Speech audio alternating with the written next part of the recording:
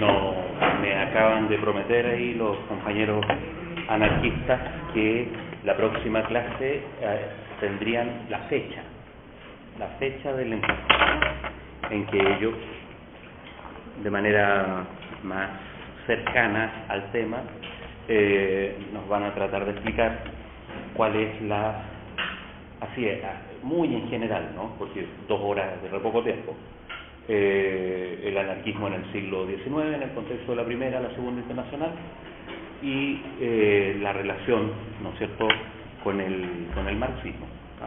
En ese contexto, o sea, hasta la Segunda Internacional, y después vienen todos los problemas con el estalinismo, qué sé yo, que lo podemos ver de nuevo en otro momento, a propósito de la Tercera Internacional. Pero lo bonito ahí sería ver el anarquismo antes de la Primera Internacional, en la Primera Internacional, en la Segunda. En esa. Ahora, eso en una política general, ¿no es cierto?, que hemos estado defendiendo desde el principio, de que lo que estamos contando no es la historia de la verdad. No, lo que estamos haciendo es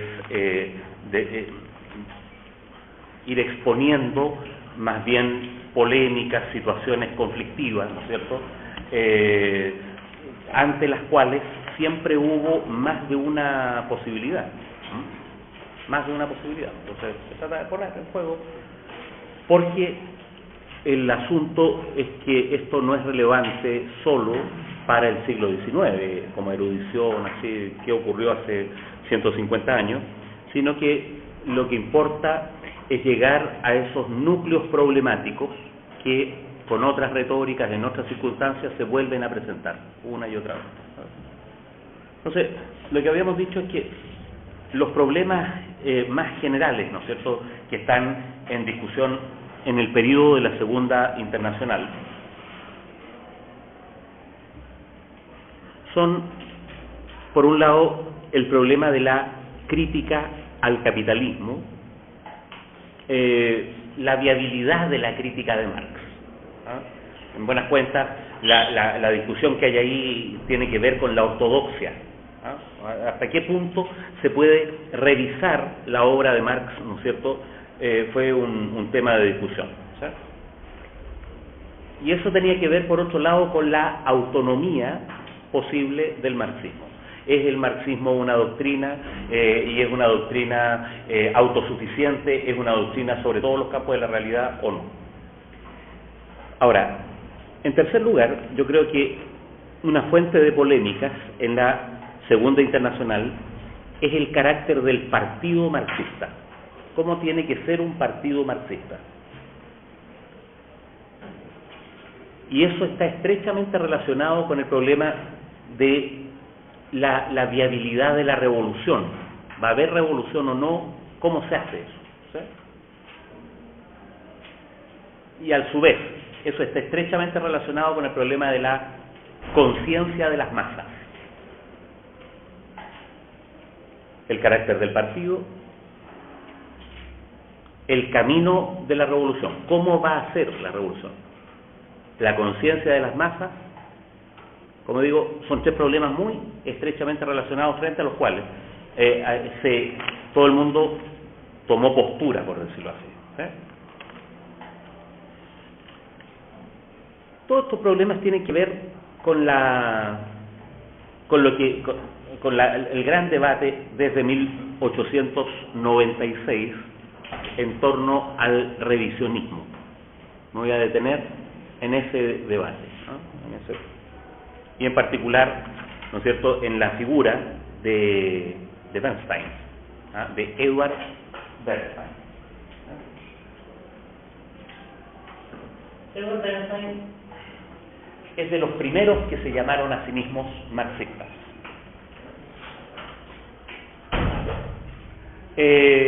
No solo es discípulo, conoció a Marx, como ya dijimos la vez pasada, eso de conocía a Marx era un argumento de autoridad, valía.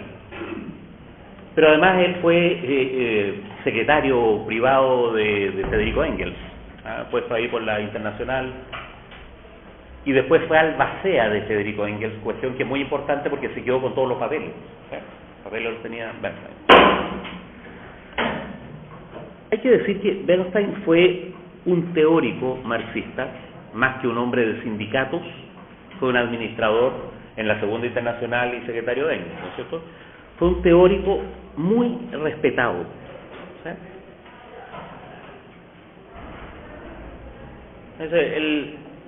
Y entonces la postura de Bernstein tuvo bastante eco. Nunca fue la postura mayoritaria. Los ortodoxos ganaron frente a los revisionistas, pero fue un tipo muy escuchado, digamos. A nadie se le ocurrió echarlo del Partido Socialdemócrata Alemán por ser revisionista. Esas son prácticas muy posteriores, ¿cierto? Bernstein tiene consistentemente una práctica reformista. Consistentemente, o sea, él, desde un punto de vista doctrinario, por decirlo así. Es decir, para él la revolución es una especie de gran metáfora, es un resultado final, qué sé yo. Pero hay que poner todo el énfasis en la lucha parlamentaria. En la lucha parlamentaria se entiende por lucha parlamentaria no solo por el Parlamento, sino en la vía electoral, por decirlo así, a todo nivel, a nivel municipal, a nivel nacional, etcétera. Bernstein es partidario de un gran arco de izquierda progresista. Un arco, noten que no hay distintas izquierdas en esta época, ¿no es cierto? Todo esto se está formando. Pero un arco que incluya, ¿no es cierto?, acuerdos de hecho con los liberales, ¿no es cierto?, con los burgueses, por mucho que se niegue en el discurso. ¿Sí? Es decir, Bernstein no es partidario de la autonomía marxista frente al espectro político. No, él es partidario de que los marxistas hagan una política de alianzas muy activa, lo más amplia posible. ¿Ah? Y esa política de alianzas tiene distintos objetivos. Entonces las alianzas son más grandes, son más chicas según los objetivos. ¿Sí?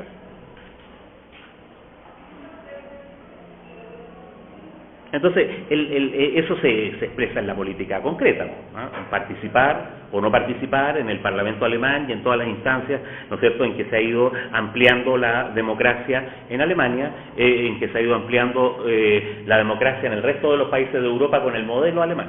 ¿Sí?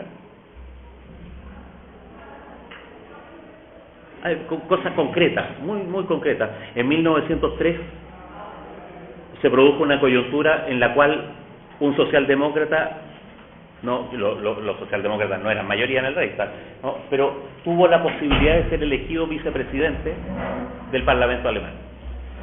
Entonces, ¿cabe que un socialdemócrata sea vicepresidente en el Parlamento alemán o no? ¿Sí? Para eso había que contraer ciertos acuerdos parlamentarios con la burguesía liberal, qué sé yo. ¿Sí? La preocupación de Bernstein, ¿sí?, es que estas políticas de alianza impidan cualquier delirio militar. ¿Sí? Es decir, que las agitaciones obreras, que son legítimas, no deriven en insurrecciones. Entonces, el tope de la acción política directa es la huelga, pero la huelga reivindicativa. ¿Sí? Entonces, por eso que después Rosa Luxemburgo defendió la huelga política. Es decir, la huelga que, ¿no es cierto?, es huelga general y no tiene un objetivo reivindicativo específico. ¿Sí?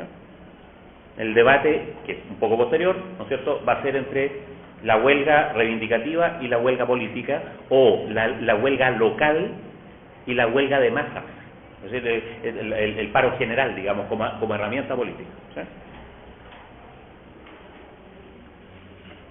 Bernstein fue enemigo, además, de la retórica revolucionarista, que era muy propia de Marx, ¿no es cierto?, que Engels mantuvo, y que los marxistas franceses, los marxistas rusos, ¿no es cierto?, tenían una retórica muy florida, ¿no?, que es lo que caracterizó a la ortodoxia kautsquista y mucho más todavía después al leninismo. No, hay que adecuar el discurso a la práctica real, pues, y la práctica real es una práctica enmarcada, ¿no es cierto?, en un proceso democrático, ¿no? Bernstein fue partidario de revisar empíricamente las teorías de Marx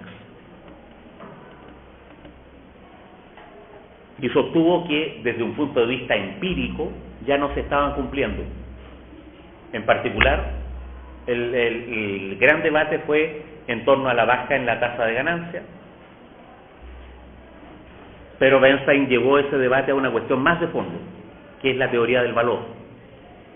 Bernstein fue el primer marxista en sostener que la teoría del valor no era un buen fundamento para la economía política, que la teoría del valor en el fondo era una teoría ética, ¿no es cierto?, valórica, ¿no?, filosófica, y no propiamente un fundamento científico.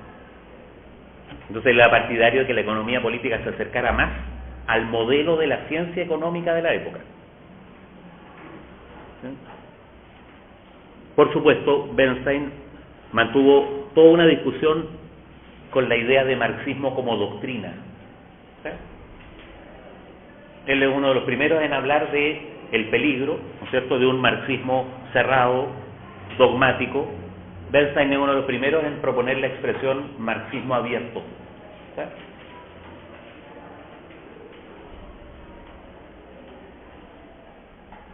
Aquí el marxismo es una herramienta, ¿no?, para elaborar políticas concretas. La situación concreta amerita políticas concretas. Y hay un fondo doctrinario a eso, claro, pero ese fondo doctrinario no constituye una doctrina. Es un conjunto de teorías que sirven para esto, que sirven para lo otro, que tienen que mezclarse con teorías que no provengan de Marx, etc. Y a eso, a llevar la teoría a la formulación de políticas concretas, Bernstein lo llama unidad de la teoría y la praxis. El término praxis, ¿no es cierto?, se arrastra entre todos los marxistas de las más diversas, ¿no es cierto?, clases. Acá la unidad de la teoría y la praxis es, mire, nuestra praxis es parlamentaria, porque la democracia es una conquista del proletariado, no un regalo de la burguesía. Y entonces nuestra teoría debería estar, ¿no es cierto?, también apegada a eso. Más en detalle, Bernstein criticó algunas tesis básicas de Marx. Por ejemplo, criticó la idea de concentración del poder económico. ¿Sí?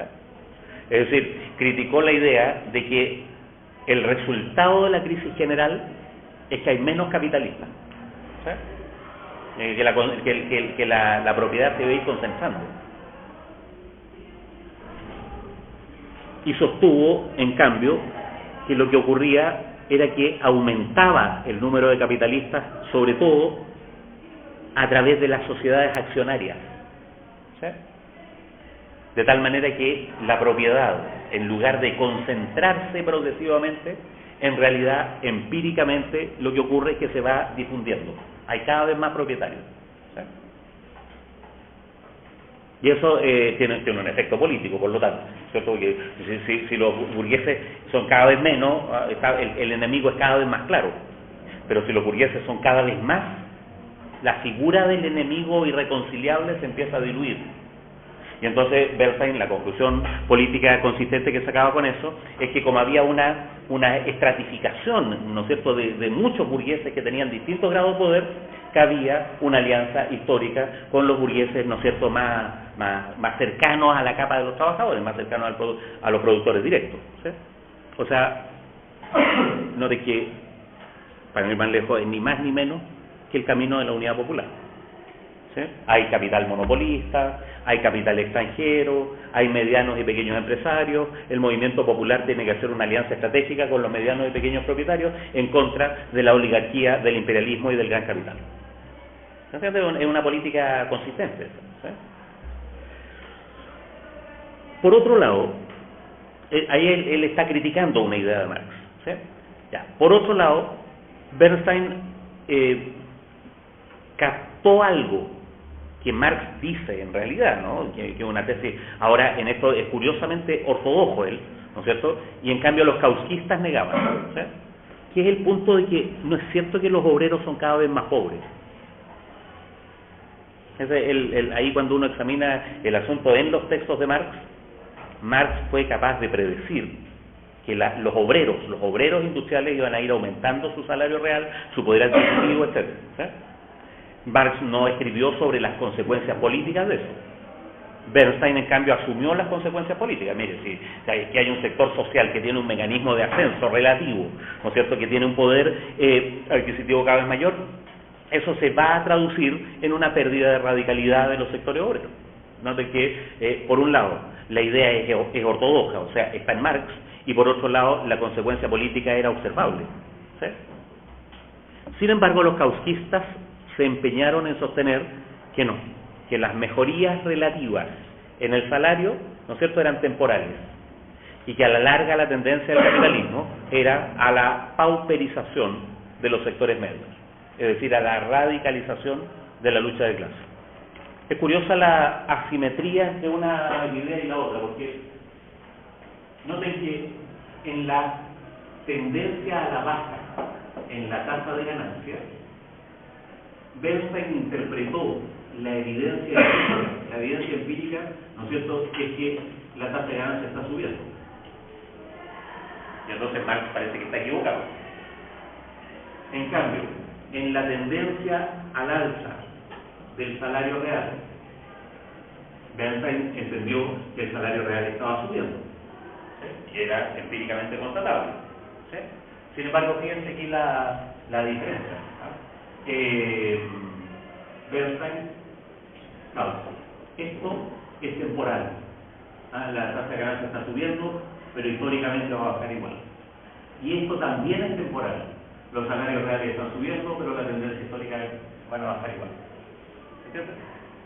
Note que si uno mira desde 100 años después, ¿no es cierto?, uno puede decir, sabe que en esto, ¿no es cierto?, los kausquistas tenían razón, en esto Bernstein tenía razón.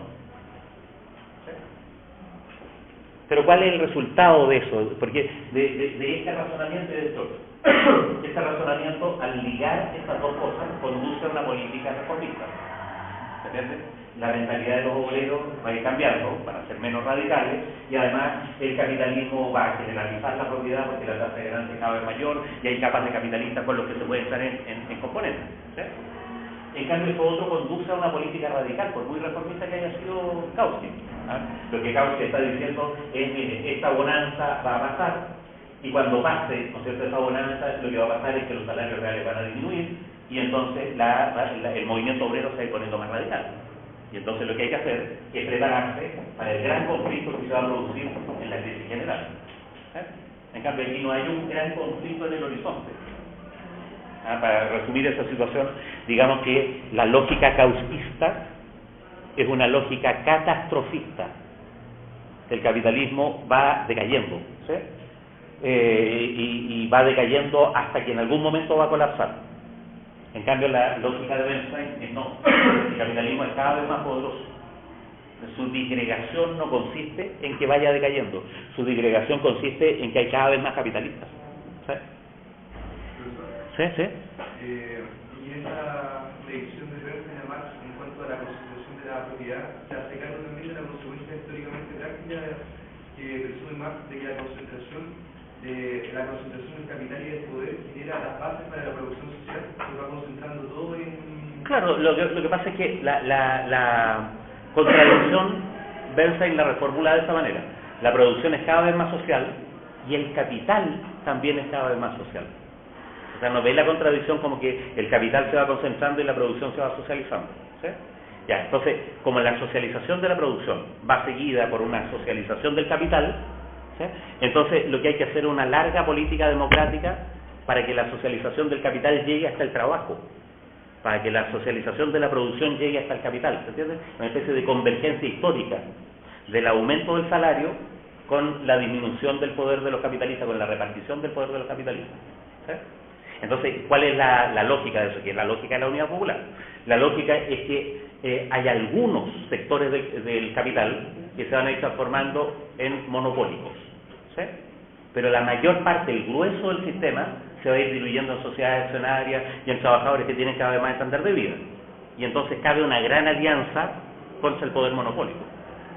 Y entonces, no es el tema de Bernstein, pero se podría decir una política antioligárquica, antifeudal, antiimperialista, antimonopolista, ¿sí? Y ahí, a la larga, el capitalismo va a ser sobrepasado por esas propias tendencias. Lo interesante es que en ese cuento no hay una ruptura, ¿sí? Es decir, por eso la revolución es como una gran metáfora. La revolución es como mirar 500 años de historia y decir, no, aquí hubo un cambio cualitativo. La revolución para Bernstein es como la revolución agrícola. No sé si se dan cuenta que la revolución agrícola no fue rápida, no fue en un lugar, no está concentrada. No, la revolución agrícola es un montón de cambios microscópicos que duraron como 3.000 años, ¿sí? Ahora, nosotros miramos desde la modernidad y vemos que entre el paleolítico y la sociedad agrícola hay un cambio tan grande que se habla de revolución agrícola. Pero no es revolución por el carácter de conmoción social. No, es revolución porque en una larga tirada de tiempo hubo un cambio cualitativo. Ese tipo de... La revolución del capitalismo, desde el capitalismo, se va a parecer más a la revolución agrícola que a la revolución francesa, por decirlo así, ¿sí? En cambio, lo que los kausquistas esperan es este colapso.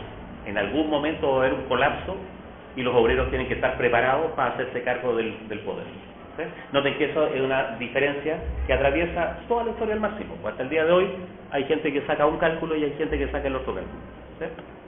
Son dos maneras distintas de hacer política, ¿sí? Bernstein resultó profético también en otro aspecto.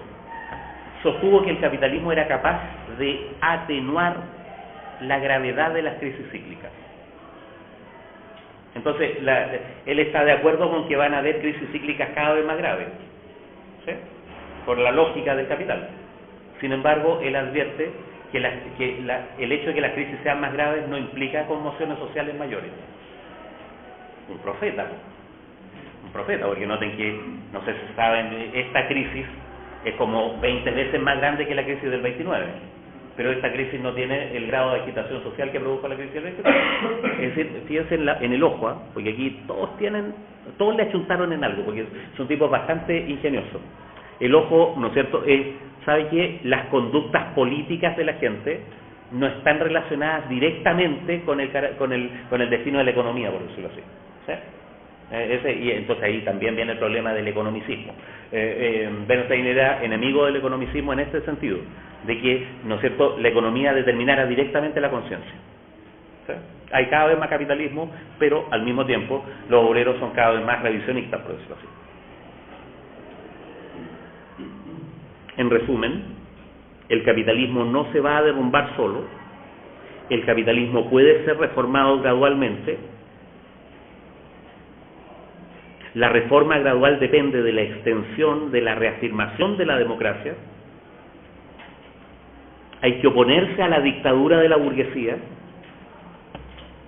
pero para terminar con la dictadura de la burguesía no hay que promover una dictadura del proletariado. Lo que hay que promover es una democracia proletaria. ¿Se entiende? Es decir, hay que hacer una lucha por un gran consenso histórico en torno al socialismo.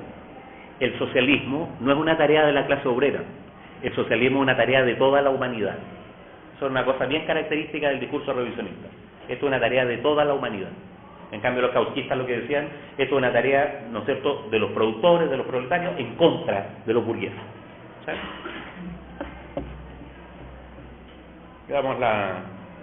Voy a leer un par de párrafos, ¿no es cierto?, de Bernstein mismo para que veamos estas ideas. Bernstein, ¿sí? La democracia es al mismo tiempo medio y fin. Es el medio de lucha por el socialismo y es la forma de realización del socialismo. Cierto que no puede hacer milagros la democracia. No puede, en un país como Suiza, donde el proletariado industrial representa la minoría de la población, poner en manos de este proletariado el poder político. El proletariado podría estar en minoría. No puede ni siquiera en un país como Inglaterra, donde el proletariado representa de lejos la clase más numerosa de la población, convertir este proletariado en patrón de la industria. ¿No? Si una parte del proletariado no tiene ningún deseo de serlo y la otra no se siente aún madura para las tareas que ello supone. Pero en Inglaterra y en Suiza, en Francia o en Estados Unidos, ¿no?, en los países escandinavos, la democracia ha demostrado ser una potente palanca de progreso social. ¿Se da cuenta? Noten la tendencia a hacer el análisis político, ¿sí? A poner la primacía en el análisis político, y a usar el análisis económico, ¿no es cierto?, como fundamento, pero la primacía es el análisis político, ¿sí?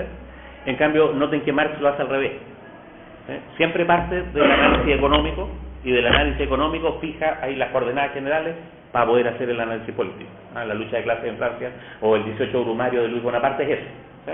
Primero es un diagnóstico grueso, es el capitalismo, aquí está el proceso de industrialización, se está formando la clase de los obreros industriales, los pequeños propietarios están siendo desplazados, ya. Y entonces ahora, Luis Bonaparte, y ahí empieza la política contingente, ¿sí? Es decir, el análisis desde la economía hacia la política, ¿sí? En cambio, es característico del revisionismo el análisis al revés, desde la política hacia el fundamento económico que la justifica. La socialdemocracia, dice Bernstein, no desea destruir esta sociedad o proletarizar a todos sus miembros. Al contrario, trabaja incesantemente para elevar al obrero de la condición social de proletariado a la de ciudadano, y por tanto trabaja para generalizar el sistema civil o la condición de ciudadano. No pretende sustituir la sociedad civil por una sociedad proletaria, sino un orden capitalista por un orden socialista. ¿Se dan cuenta? Por eso decía el énfasis en lo político, ¿sí? Lo que nosotros queremos no es que todos sean proletarios, lo que queremos es que todos sean ciudadanos, ¿sí? Eso sigue siendo cierto hasta el día de hoy. O sigue siendo atendible, digamos, ¿eh? Lo que me importa no es pronunciarme sobre si es verdad o no es verdad, sino sobre el grado de razonabilidad que tiene, por decirlo así. Por supuesto, a partir de estas premisas, Bernstein critica el dogmatismo en el ámbito teórico, el partidismo, en buena cuenta el cuoteo. El partidismo, es decir, tenemos que tener representantes del partido en todas las instancias, ¿sí? O solo podemos confiar en los representantes del partido, o el partido tiene que formar dirigentes sindicales para que sean leales al partido. El partidismo, ¿sí?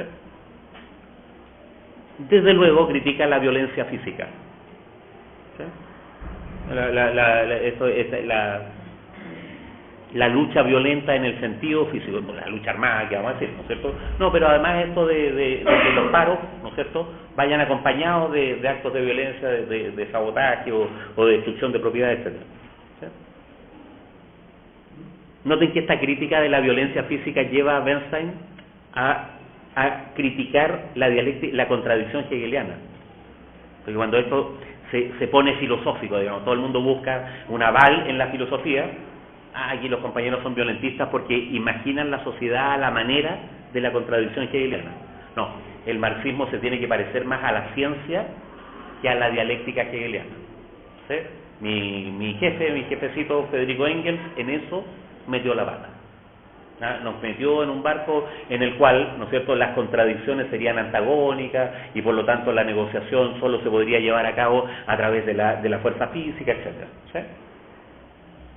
Es interesante porque a la larga Hegel para los dos lados, a veces el bueno de la película, a veces el malo de la película, ¿se entiende? Después Lukács va a ser el bueno de la película, ¿sí? Pero es interesante esta relación entre la violencia y la lógica hegeliana. Todo el mundo se dio cuenta de que la lógica hegeliana era una retórica que permitía avalar la lucha violenta como forma políticamente legítima, ¿sí? Entonces, ahí se produce una gran, ¿cómo se llama?, una gran opción, digamos. O los hegelianizantes o los científicos. ¿Se dan cuenta? El marxismo se tiene que parecer más a la ciencia. Y eso significa ir a estudiar a la carrera de economía, la economía convencional, ¿no es cierto? Y desde ahí criticar el marxismo empíricamente, las doctrinas económicas de Marx empíricamente. ¿Sí? Al tiro de la mano hay otro problema, ¿sí? Bernstein criticó la idea de que la historia tiene un desarrollo necesario. Ese discurso que también tiene que ver con Hegel, ¿no es cierto? O con lo que se le atribuye a Hegel. Criticó la idea de determinismo histórico. El tema del determinismo histórico era relevante porque el asunto es si el capitalismo va a colapsar necesariamente o no. Y entonces a los cauchistas les interesaba el determinismo histórico, porque la ley del capital conduce a la crisis general, y la crisis general en algún momento va a ser terminal. Y entonces parecía que eran deterministas. De hecho no lo eran. Uno puede sostener una tendencia histórica sin ser determinista. Claro, pero los críticos decían, usted está diciendo que esto va a ocurrir necesariamente. ¿Sí? Una típica discusión de sordo, ¿eh? Bernstein criticó la idea de revolución, derechamente la idea de revolución, sobre esta base, ¿no? Porque hablar en contra de la revolución es impopular, ¿no? Se supone que estos son los partidos revolucionarios. No, lo que criticó es la idea de que la toma de la Bastilla es el modelo de la revolución. O, para decirlo de otra manera, criticó la idea de que la revolución es un acto y sostuvo que la revolución era un proceso. ¿Sí?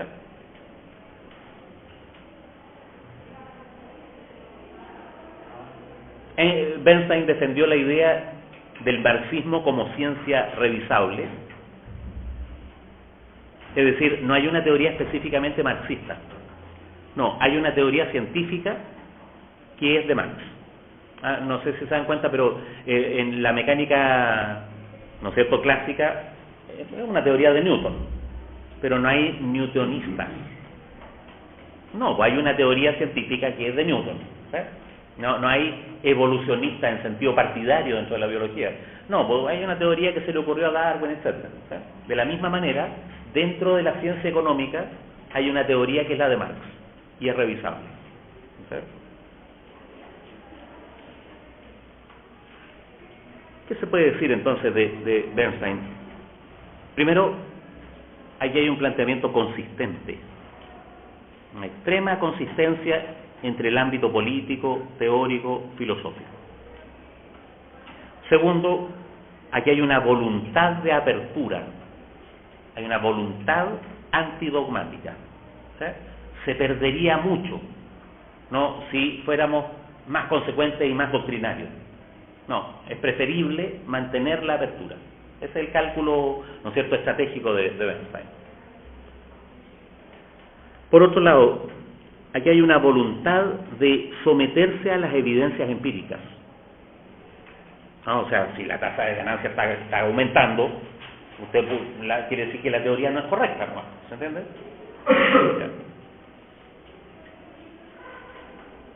Ahora, digamos como balance, ¿no es cierto?, que la historia de Europa le da la razón a Bernstein. O sea, si uno mira a 100 años plazo, ¿quién le achuntó más? ¿Se entiende? Todas esas tendencias que él señalaba están presentes. ¿Sí? Hay aquí una cuestión que atraviesa todos estos problemas, ¿no?, que es la diferencia entre el discurso y la práctica.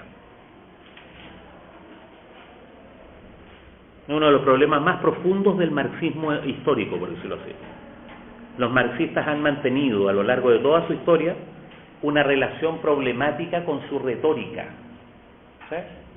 La mayor parte de la historia, la mayor parte de los marxistas han tenido una retórica por sobre su práctica política, más radical que su práctica política. ¿Sí?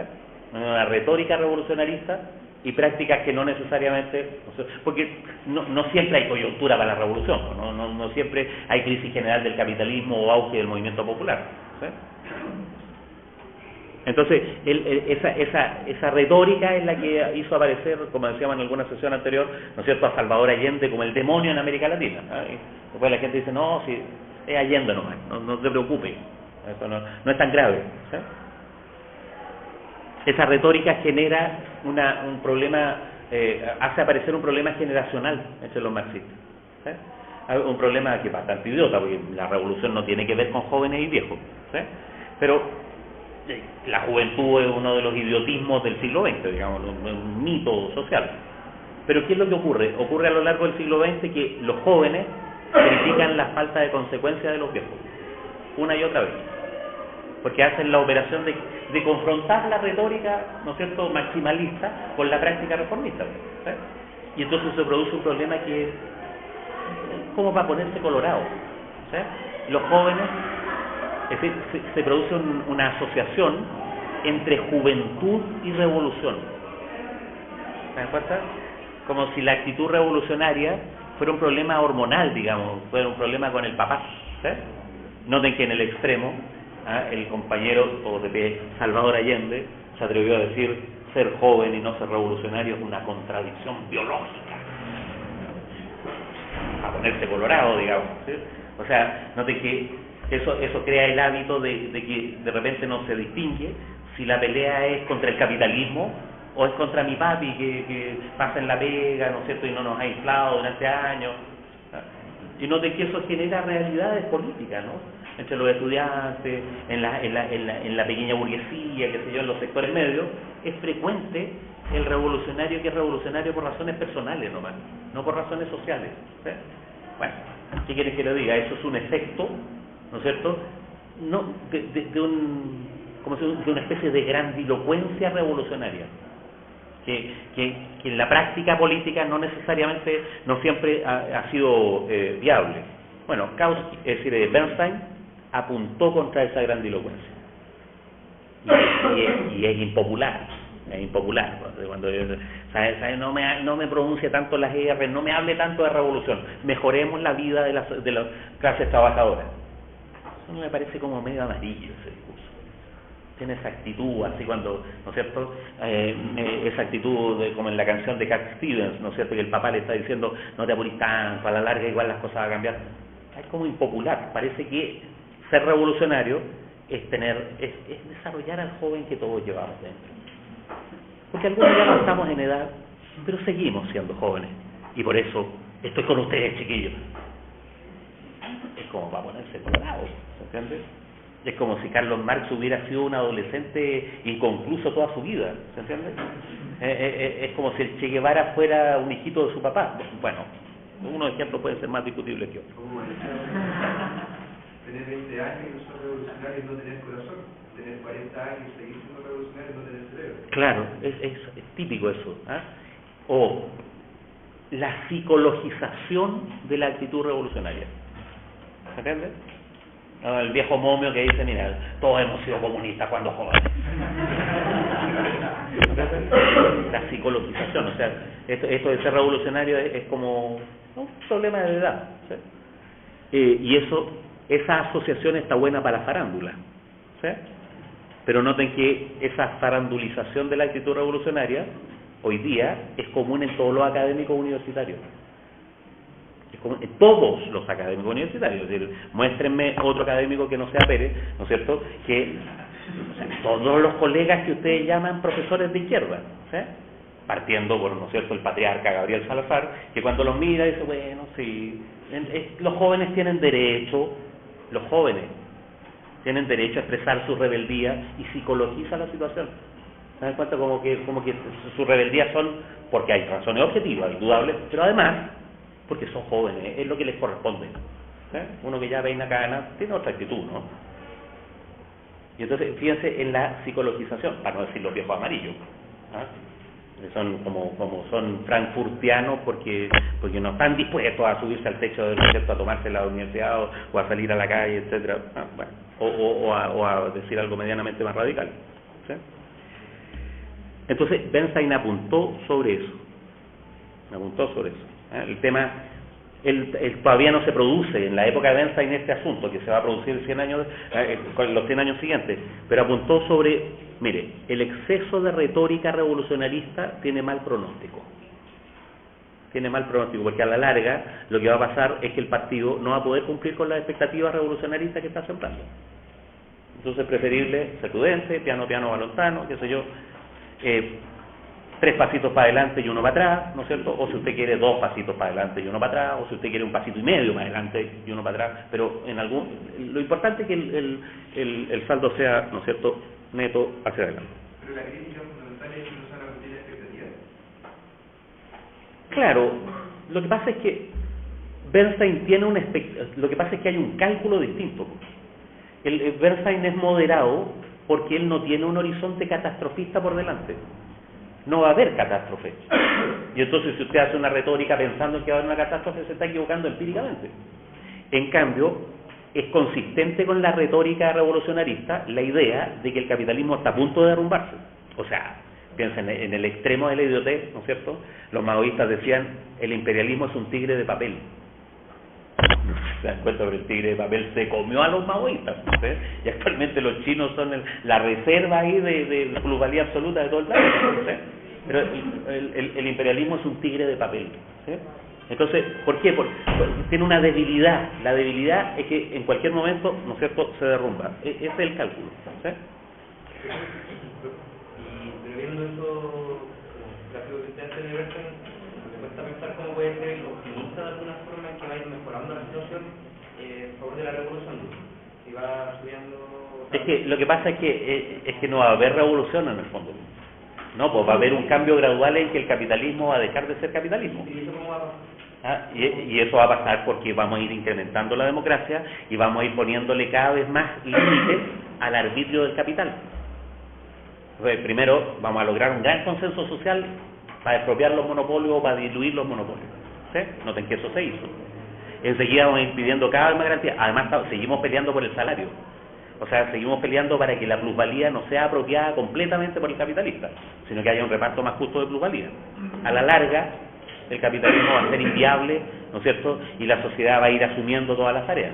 ¿Se entiende? Esa es la perspectiva.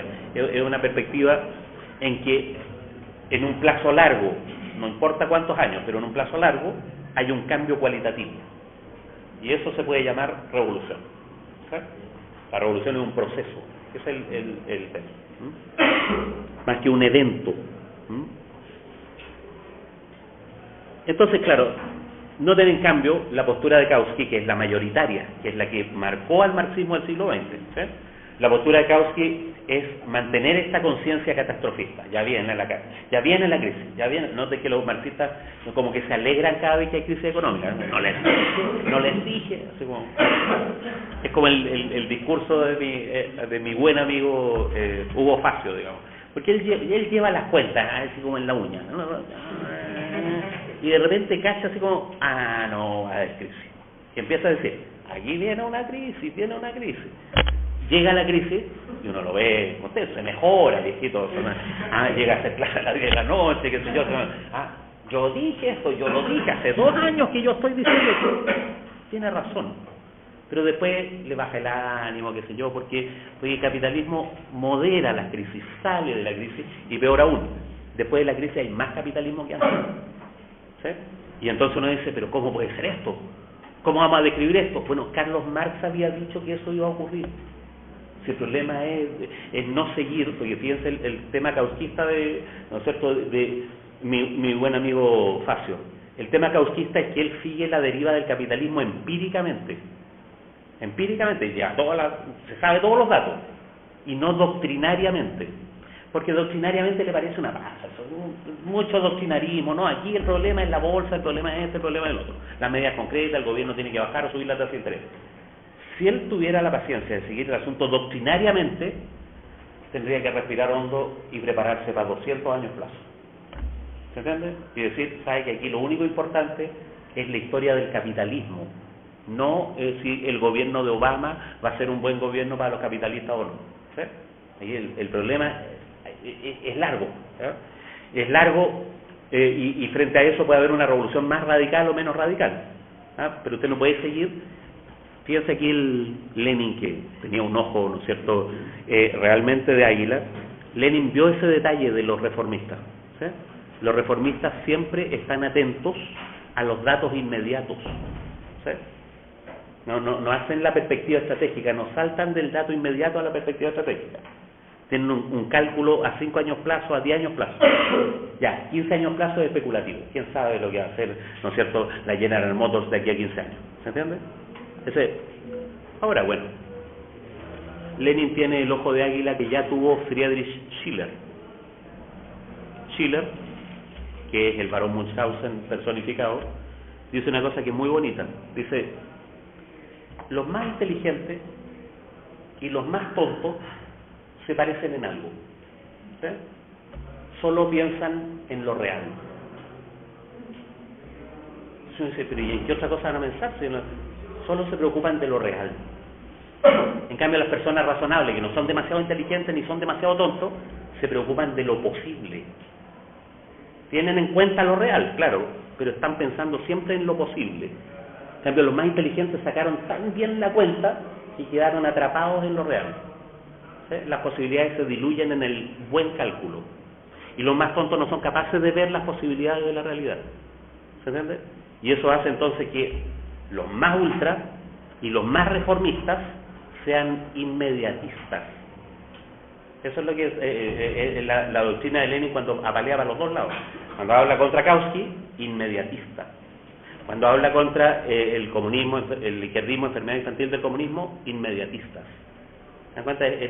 La idea de Schiller, lo más inteligente y lo más tonto se parecen en que se quedan pillos de los datos empíricos.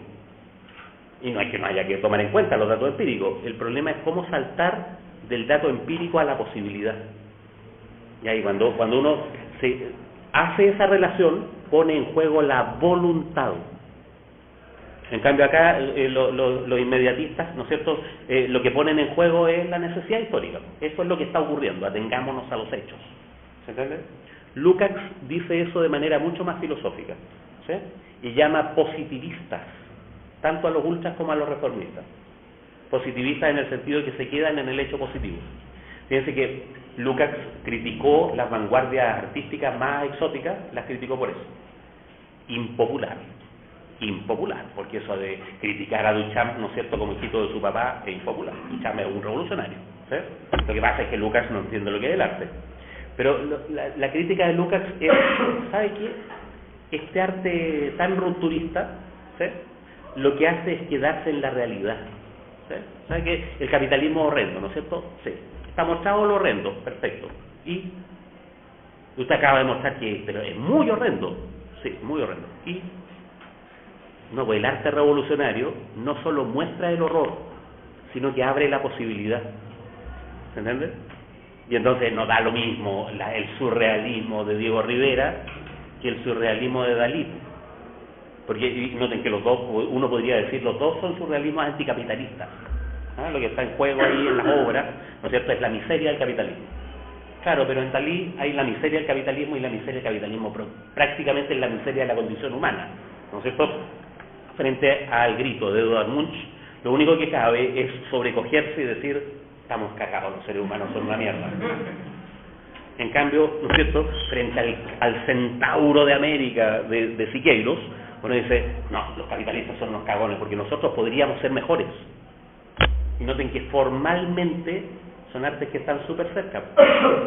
Súper cerca, por eso que los artefactos de Parra, me perdonan esta opinión lukácsiana respecto de, ¿no es cierto?, mi querido Parra.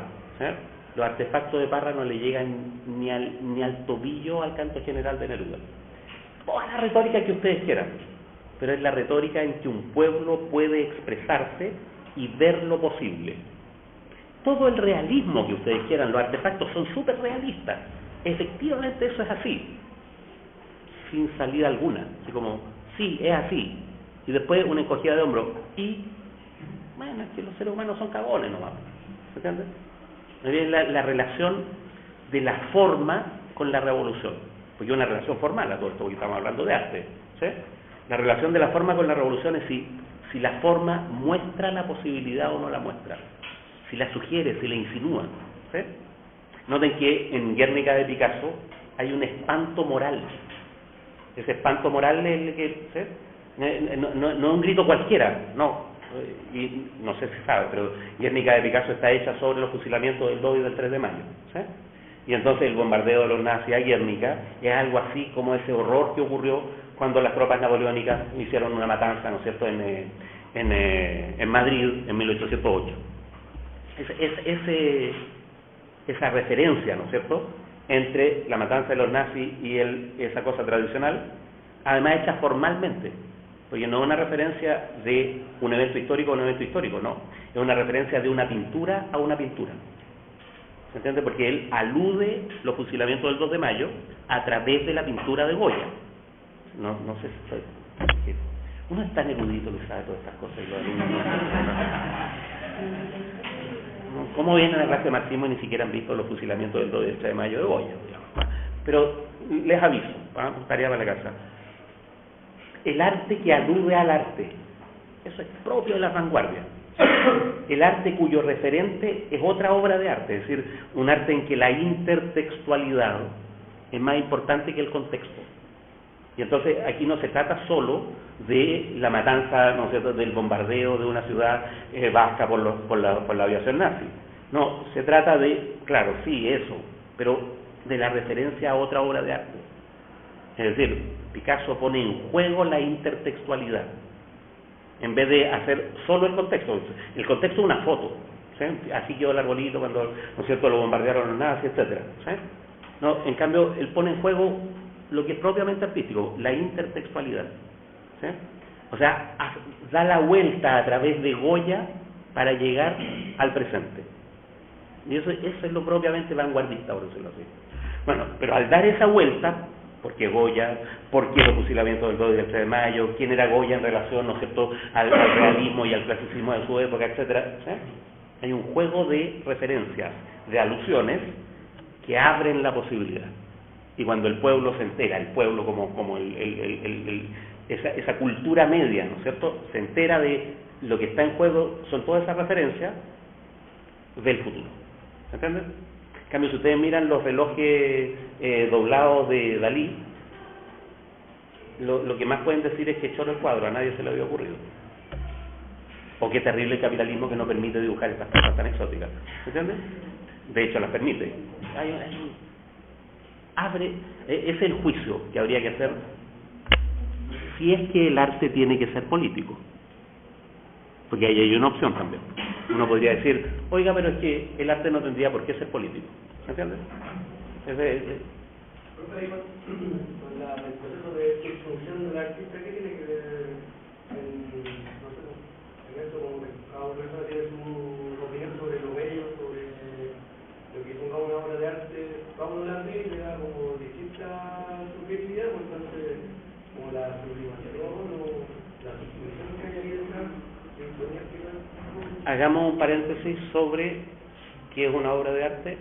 Después del paréntesis nos tomamos un tecito y en la segunda hora retomamos el problema del revisionismo. Pero el asunto es el siguiente. Uno, más que definir arte, debería preguntarse una cosa de este tipo: ¿bajo qué condiciones un objeto puede ser considerado una obra de arte? Claro, por ejemplo, un objeto, una acción, claro, un concierto piano, por ejemplo, una obra de danza, una representación teatral, o eso como objeto, ¿no es cierto? Ya. Entonces, ¿bajo qué condiciones? Yo diría que si hagamos un lado, ¿no es cierto?, la ciutiquería, ¿no? Pues ustedes van ahí al magíster de estética, los van a embolar la perdida eternamente y no van a entender nunca que es una obra. Pero haciendo la ciutiquería a un lado, el asunto es que hay al menos 3 maneras de responder esa pregunta, al menos, ¿sí?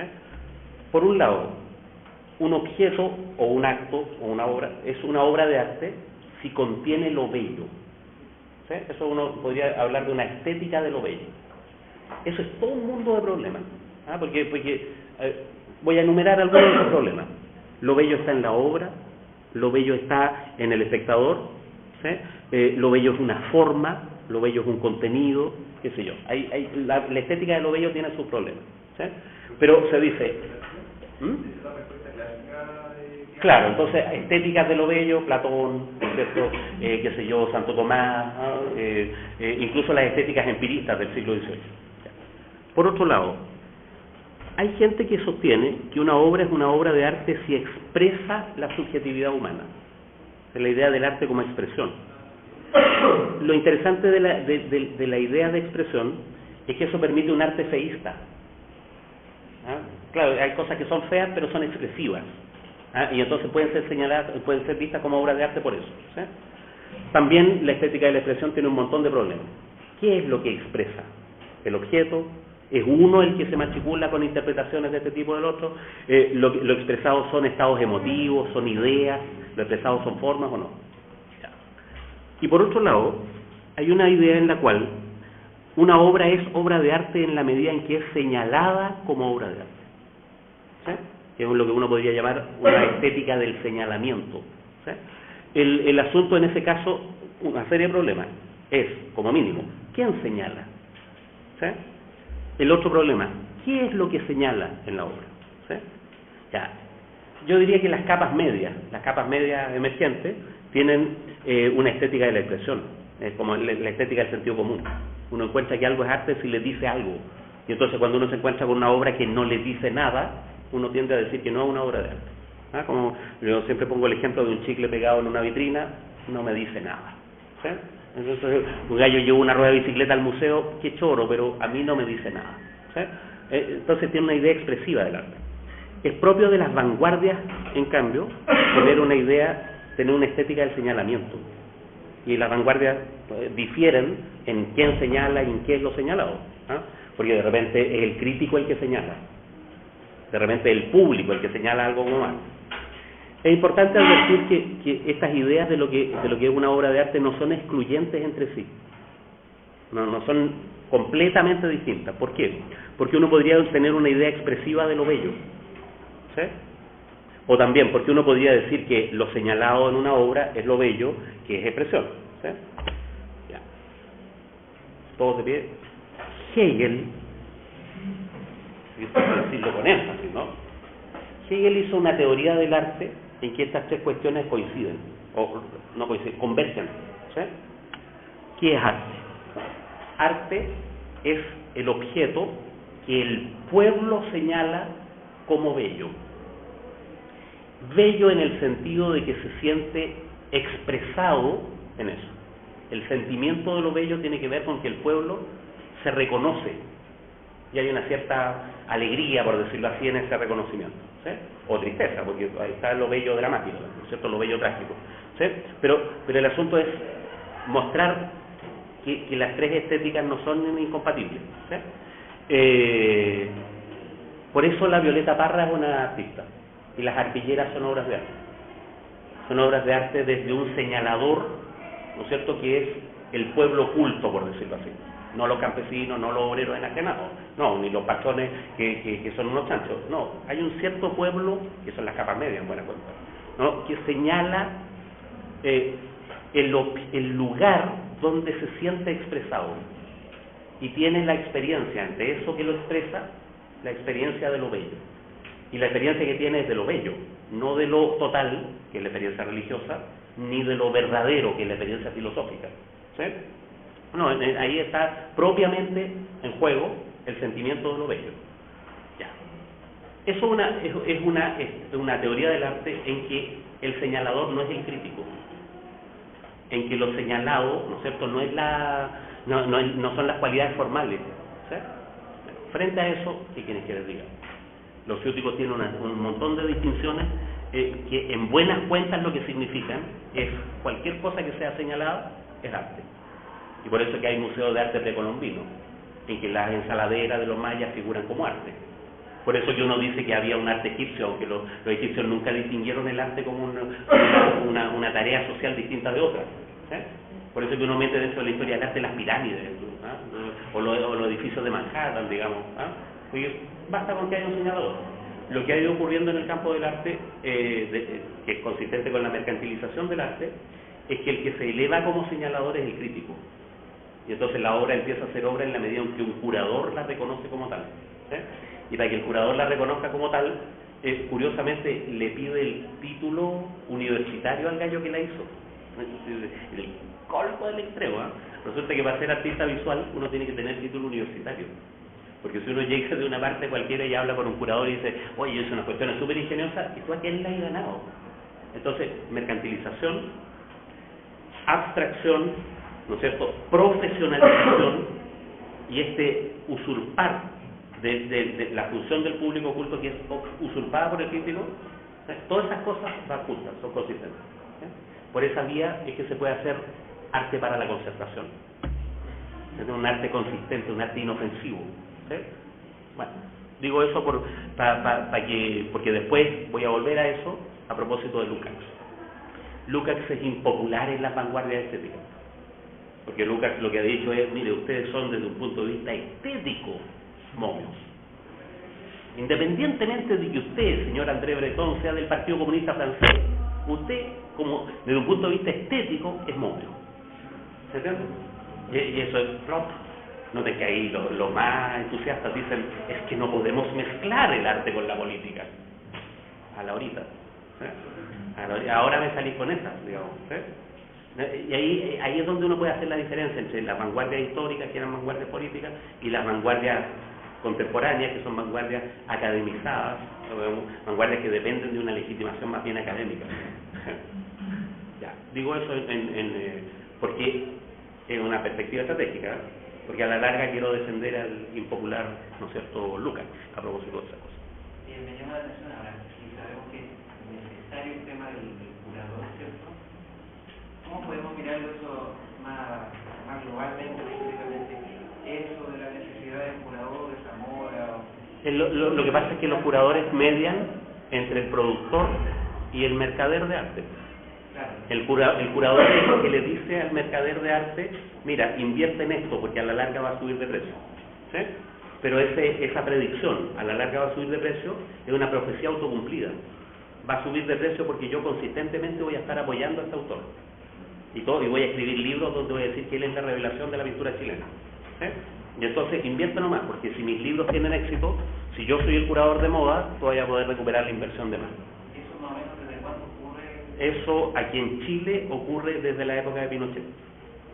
Yo acabo de decir esto en la Facultad de Arte, me invitó Pablo Yarzún en la tarde, a pedido de los alumnos, desde luego. Pablo Yarzún. Entonces, acabo de decirlo ahí en una jornada que tuvieron que estaban pensando sobre el arte. Lo que pasa es que la enajenación y la mercantilización del arte en Chile, la cooptación de los artistas por el Estado o por el mercado, tienen su raíz, ¿no es cierto?, en la época oscura. ¿Sí? Lo que se encubre con la retórica, ¿no es cierto?, ochentera, es la mercantilización del arte. De la retórica ochentera es la de la escena avanzada, pues la de la Nelly Richard, ¿no es cierto? La Nelly Richard construyó, y la gente alrededor, ¿no es cierto?, construyó toda una retórica centrada en la figura de Pinochet. Nosotros peleábamos contra Pinochet, pero esa retórica encubre una complicidad mucho más profunda con la profesionalización y la mercantilización del arte. ¿Sí? Y entonces, ¿qué ocurrió? La enajenación que le pasó a todo el pueblo chileno. Se fue Pinochet y quedó el mercado igual. Y entonces ahora la escena avanzada perdió el referente politiquero, digamos, ya no es contra Pinochet, y revela su esencia. Es un arte inofensivo que es perfectamente funcional a la política monumental de arte que tiene el gobierno de la Concertación. Esto del arte como espectáculo, del arte por las audiencias, qué sé yo. ¿Sí? Y entonces hemos tenido 20 años de arte inofensivo, de un arte cuya máxima ofensa es presentar a Arturo Prat borracho, digamos. Una obra financiada por Fondarte en que Simón Bolívar aparecía con ¿cómo se sostiene? ¿Sí? Y con bikini. Y entonces, ofensa, escándalo, le quitamos Fondarte. Pero si ustedes piensan, la plástica de los últimos 20 años no ha tocado ni con un pelo lo que de hecho ocurre que a todos los chilenos le metieron el dedo en la boca hasta, ¿no es cierto?, el codo con la economía social de mercado. Entonces ahí es donde se revela, hay una raíz estética de ese problema. Noten que no se vendieron al mercado. ¿Por qué? Porque lucharon contra Pinochet. Pero lo que uno ve es que la lucha contra Pinochet era perfectamente consistente con empezar a figurar, ¿no es cierto?, en las curadurías norteamericanas. Y eso ocurrió en la época oscura, desde el 73 al 80. Hay gente que encontró el contacto con la galería en Nueva York y empezó a vender. Si usted empieza, ¿desde cuándo que el Bororo, Ben Mayor, ¿no es cierto?, Gonzalo Díaz tienen llegada? Desde la época de Pinochet. Y va más recacha.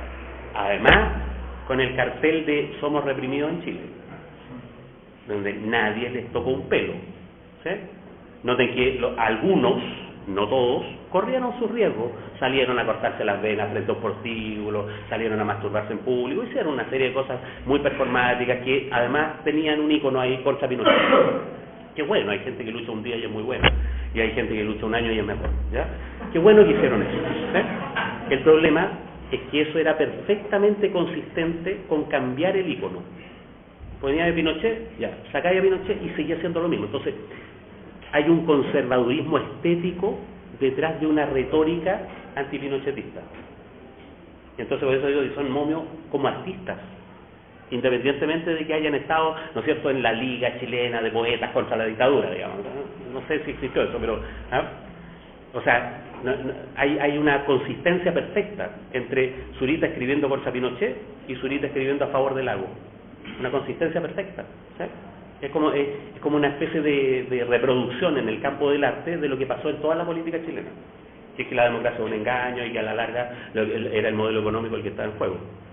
Ahora, ¿qué quieren que les diga? Los tipos se pasean por el mundo diciendo que son los artistas que surgieron de la oscuridad de la dictadura en contra de la represión y la cacha de la espada, ¿se entiende? Y han validado su postura, que la de Amela Elti, que es una de las que más vende, ¿no es cierto? No te Isabel Allende nunca ha terminado de explicar que no es la sobrina de Salvador Allende. ¿Por qué? Porque hay una ambigüedad que también es en mercado, ¿se entiende? No te que Ariel Dorfman tiene jornada completa en una universidad norteamericana diciendo que salió arrancando de Chile, ¿se entiende? Y sí, hay un pedacito de eso que podría ser cierto. Lo que pasa es que es desde un punto de vista estético, ya no político, porque los gallos pueden ser buena onda o pueden ser mala onda.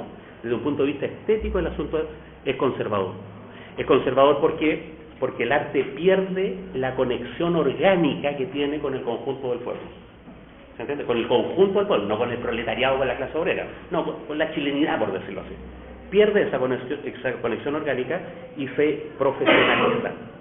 Se profesionaliza, se intelectualiza, se elitiza. Y entonces ahora, ¿no es cierto?, hay que tener las 200 lucas para pagar universidad mensual, para integrarse a la élite, y además hay que tener pituto con el curador. Cuando uno compara eso con la escena, porque no tiene nada más que los canallas, levantaron toda esta retórica de la escena avanzada en contra de algo. ¿En contra de quiénes? De esos rotos de la UPE, Santos Chávez, ¿no es cierto?, Pedro Lobo, Nemesio Antunes, ¿sí? Esa rotería de andar dibujando indio o de venir a hacerle un mural a la Ramona Parra, qué sé yo, ¿se entiende?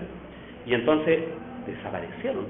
Yo no sé si han oído hablar de Sergio Castillo, de Julio Escame, de Marta Colvin, ¿se entiende? En literatura se entiende un poco más. Esa cuestión politiquera de Neruda, no Guardé, Chelín, Parra, ¿no es cierto? Pero Neruda es como feo. Y entonces se puso una retórica, ¿no es cierto?, que manda debajo de la alfombra a todo lo que fue el arte nacional durante 50 años. A una circulación en que, ¿no es cierto?, gente bien como Vicente Huidobro y Nemesio Antunes circulaba con rotos como Pablo Neruda o como Nicanor Parra, y había una mezcolanza ahí que expresaba el auge de las capas medias, el proyecto de ampliación de la democracia, era expresión de eso, ¿no es cierto? Y ahí había vanguardismo, estaba Matilde Pérez, ¿no es cierto?, estaba la Marta Colvin, ¿no es cierto?, y habían viejos monos como Llenado, por ejemplo. Eso circulaba en una conexión orgánica con el proyecto nacional, por decirlo así. Ahora, uno puede que no le guste ese proyecto nacional, pero había esa conexión orgánica. Vean ustedes la conexión del arte actual con el proyecto nacional y se van a encontrar con que hay una conexión fenomenal. ¿Cuál es el proyecto nacional? ¿No? La economía social de mercado. ¿A qué es funcional el arte? A la economía social de mercado. Están súper conectados. ¿Se entiende? Hay una especie de traición. Todo esto es impopular porque hicieron ¿no es cierto?, nos lavaron la boca y nos prohibieron hablar de ciertas cosas. Es una traición al espíritu del pueblo. Pero el espíritu del pueblo es como el oscurantismo estalinista, ¿se cuenta? No se puede hablar de pueblo aquí. No, el arte es para la gente, ¿no?, y el arte es para fundar. Momios. No, perdón, pero son momios. Son momios independientemente de que durante la época de Pinochet hayan creído correr algún riesgo. Ellos creyeron que corrían algún riesgo. Noten que a este de la Parra, ¿no es cierto?, se las vio de choro y puso en una carpa circo, ¿no es cierto?, escenificó antipoemas de Nicanor Parra, ¿sí? ¿Cómo se llama el de la Parra? El que psiquiatra, que es dramaturgo, qué sé yo. Marco Antonio de la Parra, ¿sí? Y entonces vino la CNI y le tiró una bomba de ruido, ¿sí? Mala pata, se quemó una parte de la carpa. a las 6 de la mañana. ¿Sí? Hasta el día de hoy, nosotros que fuimos reprimidos por la dictadura, a mí me pusieron una bomba en el patio, pues. Y entonces uno dice, oye, ¿sabes que hay 3.000 chilenos que no aparecieron nunca más? Así que me vengáis a hablar de la bomba de ruido que te tiraron al patio, un poco canallesco, ¿no? No sé si se acuerdan del Aquelarre. El Aquelarre era un conjunto de música, ¿no es cierto?, buena onda, qué sé yo. Bueno, en el Aquelarre estaba Nicolás Izaguirre, ¿sí? Nicolás Izaguirre, que era comunista en esa época, y era bueno para la guitarra, tocaba, y era un conjunto como un hacha. Y entonces hicieron una presentación en el Ictus, ¿sí? Oye, niñitos bien, niñitos bien, salvo mi amigo Carlos Pea, que era más proleta, pero era el representante proletario en el Aquelarre, ¿sí? Y entonces, un día, Nicolás cuenta esta cosa hasta el día de hoy y todavía le tiembla la pera, ¿sí? Toc toc en su casa, ¿sí? El Guatón Romo, torturador de la DINA. Y entonces, Guatón Romo, Guatón, así, ¿no? Ya en decadencia, ya no era torturador, esto ocurrió el año 82, ¿no? Y entonces, Guatón Romo. Nicolás Izaguirre, ¿sí? Vengo de parte del CNI. Se cagó en 3 tiempos, pase por favor, qué sé yo. El tipo pasó, se sienta, saca una libretita. ¿Hicieron un recital ustedes, Sí, hicimos un recital, está en todo Santiago, ¿sabía? ¿Dónde? En el Teatro La Comedia, el señor. ¿Quién le prestó el teatro? Entonces Nicolás dijo que el teatro es de mi mami, de la Delfina Guzmán. Y ellos me lo prestaron. Ya. Ya lo tengo anotadito ya. Y se va. ¿Cuál es la operación? Es la cosa del terror psicológico, digamos, ¿sí? A lo mejor en la época estaba bien que uno se asustara. 5 años después uno dice, no, me estuvieron deseando. 30 años después uno se cae de la risa. Bueno, hasta el día de hoy, a mí me vino a ver el CNI a mi casa, pues. A mí me vino Guatón Romo a amenazarme. Y la movida fue solamente que se cagara de miedo por la presencia del Guatón Romo, y un símbolo a esa altura. Era un símbolo que ya no le pegaba a nadie, ¿se entiende? Y los tipos siguen diciendo hasta el día... Bueno, aquí vamos a decir nuestra primera, ¿no es cierto?, magistrada de la nación, que estuvo entre Álamos, ¿sí? A lo mejor lo pasó mal, qué terrible, qué lástima, ¿no? Mucha gente lo pasó mal, pero 30 años después, decir, yo estuve un mes entre Álamos, es un poco canallesco. Es un poco canallesco. Sobre todo, presentar eso como el reverso de no podéis sospechar de mí. Yo podría decir, ¿sabe qué? Efectivamente usted lo pasó mal, pero sí puedo sospechar de usted. Porque usted ya no es la Lola revolucionaria, comunista, simpatizante del Frente Patriótico que era hace 30 años. No, ahora es la representante de la economía social de mercado en el aparato del Estado. Entonces, si los héroes no son para siempre. La única manera de que un héroe sea para siempre es que se muera. ¿Se entiende? Bueno, digo eso porque en algún momento el arte nacional va a tener que estallar de indignación, igual como toda la ciudadanía va a estallar de indignación. En el caso de la ciudadanía por razones ciudadanas, en el caso del arte por razones estéticas, ¿sí? Mi juicio general, ¿no es cierto?, es que el estado del arte en este país en los últimos 30 años, ¿no es cierto?, es el arte de los momios, el arte funcional al modelo económico, a la cooptación por el financiamiento estatal y por el mercado. ¿Sí? Ya. Hagamos un alto y ya volvemos.